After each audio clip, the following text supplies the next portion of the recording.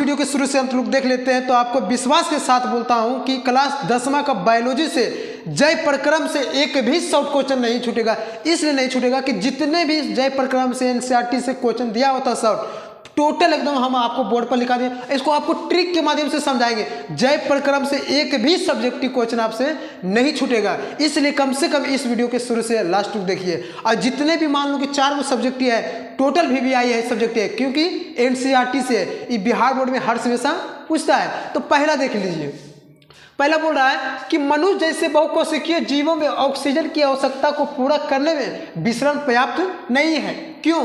दूसरा देखिए क्या है, किस आधार पर हम निर्णय कर सकते हैं कि कोई वस्तु जीवित है। तीसरा नंबर क्वेश्चन है, किसी जीव द्वारा कौन सी बाहरी कच्ची सामग्री प्रयोग की जाती है। चौथा है, जीवन के लिए कौन से प्रक्रम अनिवार्य है।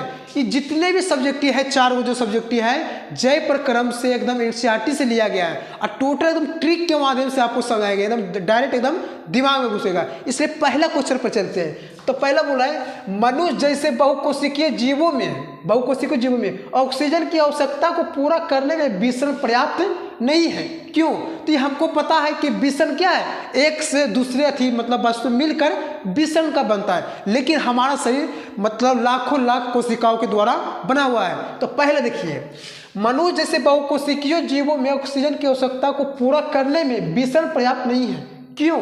तो देखिए, मनुष्य जैसे बहुकोशिकीय जीवों का शरीर विशाल और जटिल है। विशाल मतलब बहुत बड़ा है और जटिल मतलब एक से अधिक कोशिकाओं का हमारा शरीर बना हुआ है, तो इसलिए जटिल होता है। उनके शरीर की सभी कोशिकाएं वातावरण के संपर्क में नहीं रहता है।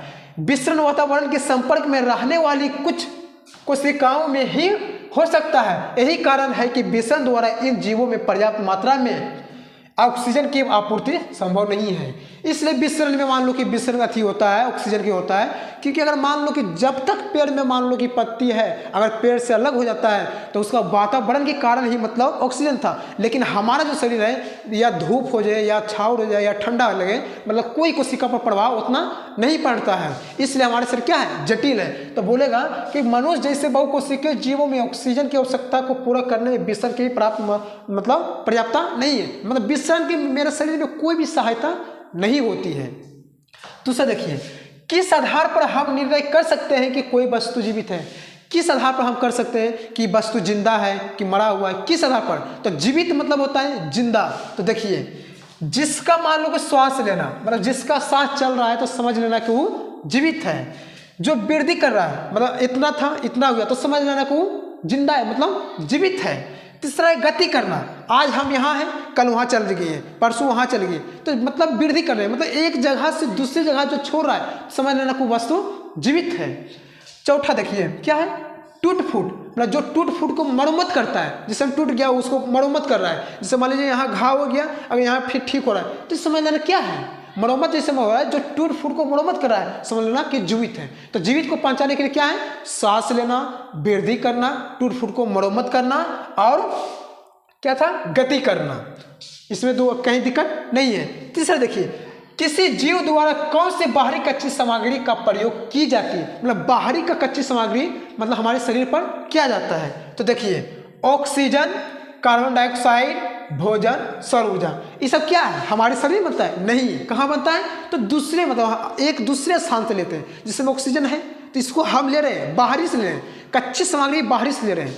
तो कुछ लेते हैं, ऑक्सीजन भी लेते हैं, कार्बन डाइऑक्साइड भी मतलब लेते हैं, कभी काल ले लेते हैं, छोड़ देते हैं। तो फिर कौन है, भोजन बाहरी से लेते हैं। ऐसा कि नहीं है कि शरीर में ऑटोमेटिक है लगा हुआ है, मतलब नहीं भी खाना खाएंगे तो होगा, नहीं। तो बाहरी से कच्ची सामग्री मतलब खाने पीने वाला जो मतलब जीवित जिससे रहते हैं, तो क्या हो, भोजन। सौर ऊर्जा मतलब हो गया धूप के कारण से भी हम लोग मतलब उससे मतलब कोशिका पर प्रभाव पड़ता है, जिससे हम लोग स्वस्थ होते हैं। चौथा देखिए, जीवन के लिए कौन से प्रक्रम अनिवार्य है, मतलब आपको जीवन अगर जीना है तो कौन सा प्रक्रम आपको अनिवार्य है। तो पहला हो गया शोषण, अगर आप सांस नहीं लेंगे तो इस मतलब धरती पर आप जिंदा नहीं रहेंगे। दूसरा हो गया वृद्धि करना, एक स्थान से दूसरे स्थान मतलब वृद्धि करना, मतलब इस सब प्रक्रम क्या है, आपको अनिवार्य है। आप मान लीजिए कितने ही गुणा में तो इतने ही गुणा जाएंगे, तो समझ लीजिए कि जीवन के लिए अनिवार्य नहीं है। अगर इतने ही गुणा किए, अगर इससे 12 हो रहे हैं तो समझ लेना कि जीवन जीने के लिए अनिवार्य है, तो हम लोग स्वस्थ हैं। देखिए तीसरा, देखिए गति करना, एक जगह से दूसरे जाना। पोषण, पोषण मतलब खाना। उत्सर्जन, उत्सर्जन मतलब कोई भी चीज़ के मतलब देख के मतलब उत्सर्जित हो जाता है, उसको बोलते हैं उत्सर्जन। ये जितने भी मान लो कि मतलब कहाँ गया, हाँ बायोलॉजी का एनसीईआरटी से लिया गया है जय प्रक्रम। जय प्रक्रम में जितने भी बायोलॉजी का मतलब शॉर्ट क्वेश्चन था आपको चारों समझा दी। ये चारों मतलब क्वेश्चन बार बार मतलब बिहार बोर्ड में पूछ रहा है, इसलिए इस वीडियो के लाइक शेयर कमेंट करें, अपने दोस्तों के साथ अधिक से अधिक शेयर करें, जिससे मिलते हैं नेक्स्ट वीडियो में। जय हिंद, जय भारत।